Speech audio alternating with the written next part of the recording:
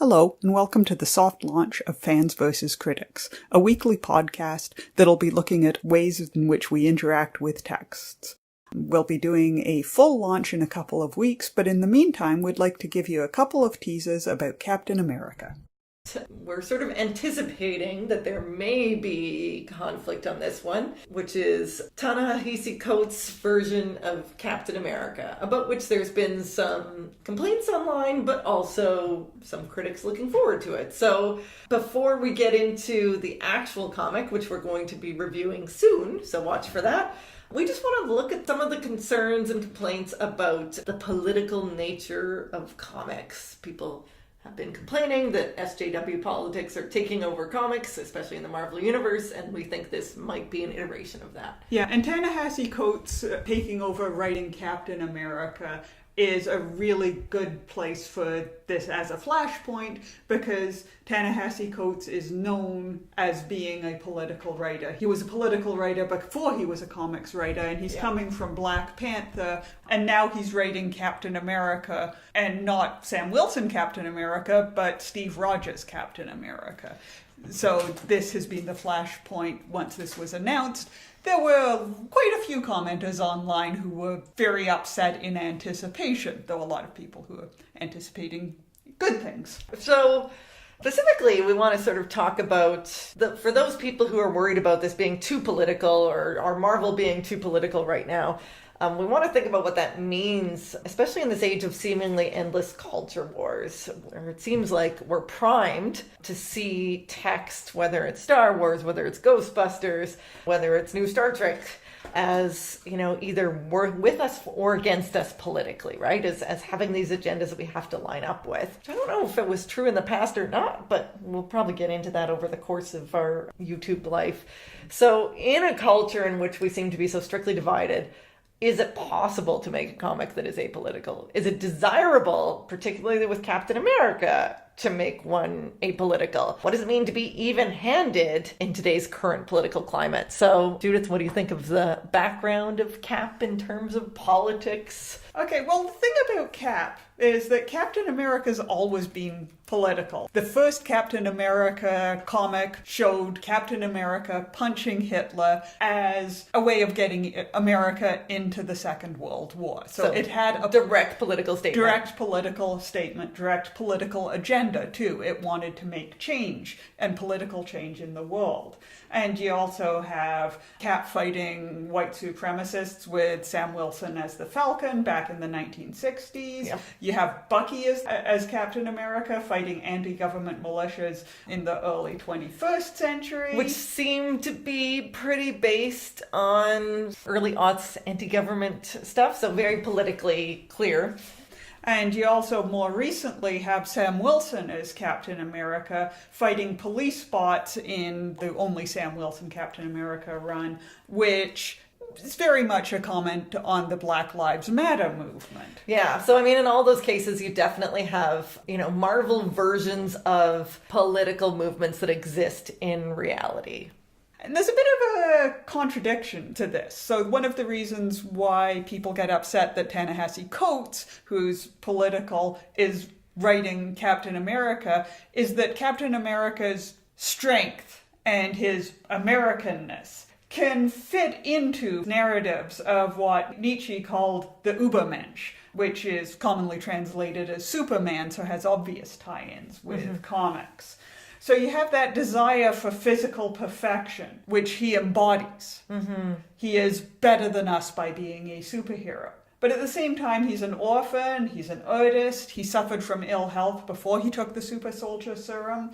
So that always complicates and balances his sheer strength and physicality, because he remembers what it was like before. Yeah, and you can definitely see how he appeals to different fans, right? Some people might focus on he's a symbol of American strength. He's a symbol of, you know, American perfection and honor and glory. And so having someone who is, people accuse Ta-Nehisi Coates of not loving America enough, which I fundamentally disagree with. Yes.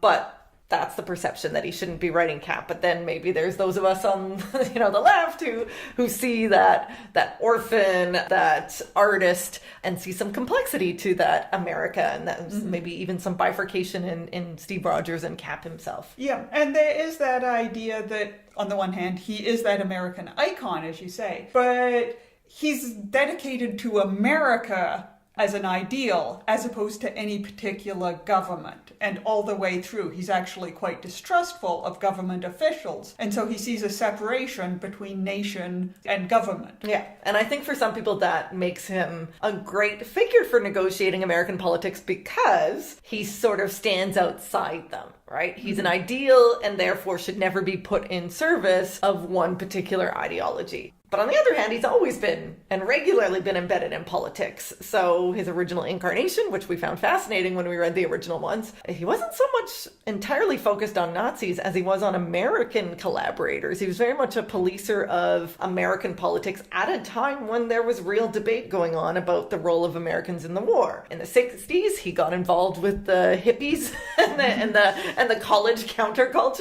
Cap, you're so square. Yeah, they found him totally square, which he was. But he definitely stood up for their right to protest at universities, and that definitely wasn't universally accepted. 70s, didn't get along with Nixon. And I think in the early 80s, like, Cap's open declaration of support for his friend Arnie, who was gay, came at a time when homosexuality was not openly accepted, and that was definitely seen as something that was political and vested in a particular side. So he's always been doing this shit. So if he's always been doing this shit, what we really have to ask ourselves is, why is this complaint coming out now? Why is Cap being ruined by politics if he's always been political? Or always been ruined by politics. Or always been ruined by politics. So when reading the internet, we wanted to think about some of those politics in particular. Of the commenters. Yeah, so what they thought. Yeah. What they mean when they say Captain America shouldn't be political. And we want to be clear, there were lots of commenters on those videos, and there was some good discussion. There were people who were like, hey, he's always been political. What are you talking about? So there was good debate between the commenters, but there seemed to be, for those people who felt that just the very fact of Coates writing it was STW political move, there was sort of three trends that we noticed in terms of their sort of rejection of that. Okay, so one of them is that they want comics to be an escape from reality.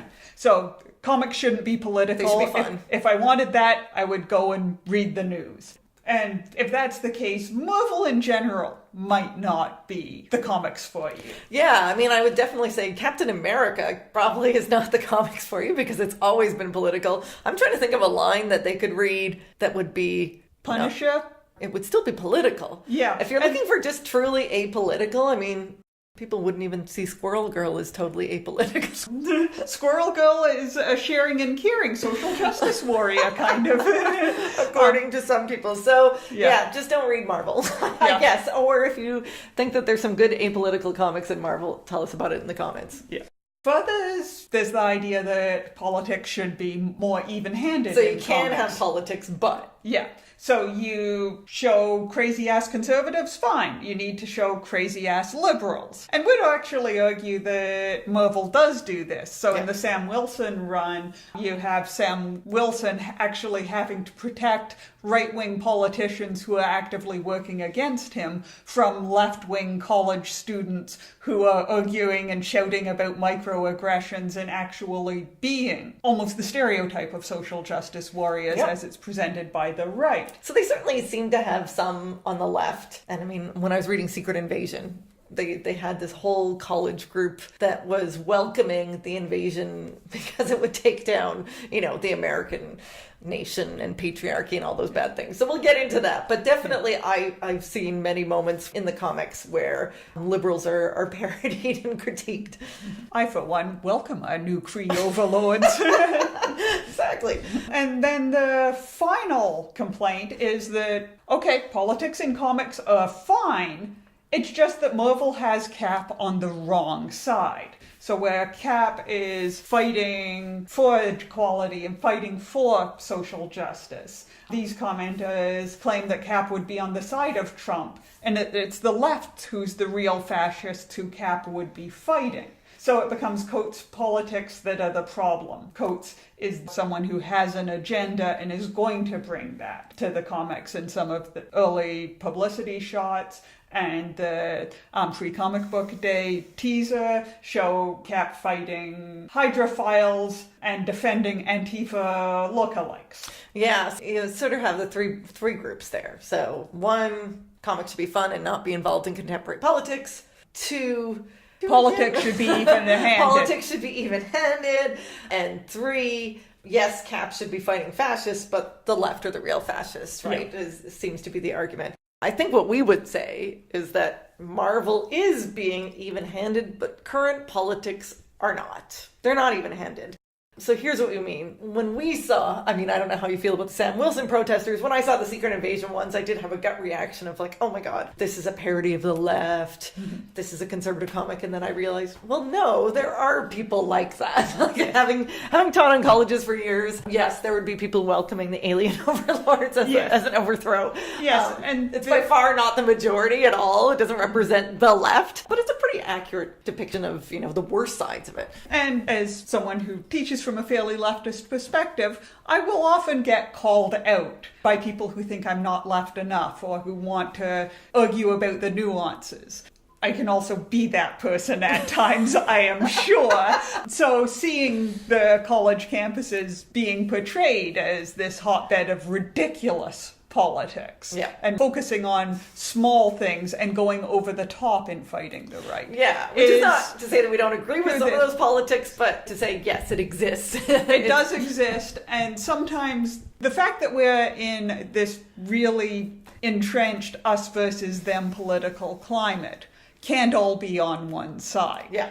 But I think what's crazy to me, and what I am having a hard time wrapping my head around about current politics, is to say that Cap has gone full SJW because he is fighting fascists who are obvious stand-ins for the right, as a number of them say, this is an obvious stand-in for the right. I'm like, I would say, if you're seeing yourself in those fascists, then it seems to me that there's some questions that need to be asked. So Cap is not currently fighting for the use of pronouns. He's not fighting against politically incorrect humor and bashing people who aren't PC enough. He's not fighting against grocery store sushi as cultural appropriation. And again, this is not to say that we don't care about these things, but it's to say that the comics are not embedded in all those things that are commonly associated with out of control, quote unquote, SJW politics. He's fighting fascists. And that's what he's always done. So if you look at fascists... Asking all those people who are complaining specifically. Yes.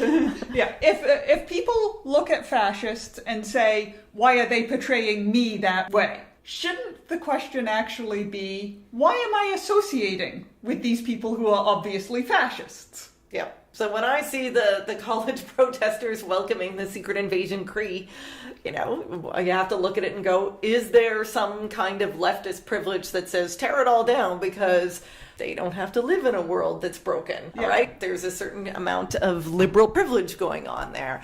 That's something that I need to critique in my own political viewpoint. Yeah. So looking back at the past, we've seen that Cap's always supported social justice, especially for oppressed groups. Whether they be queer people in the 1980s, whether it be college protesters in the 1960s. Social norms have shifted on, and usually when we look back at the past, we see Cap fighting on the correct side of what were politically divided issues at the time. Yep. You can't really say, well, the civil rights movement, that was a bad idea. There are people who are saying that now, but but they're wrong. And I would say, it's interesting because when he was fighting white supremacists in the 60s, and we have some images here, definitely letter writers complained that he was too political.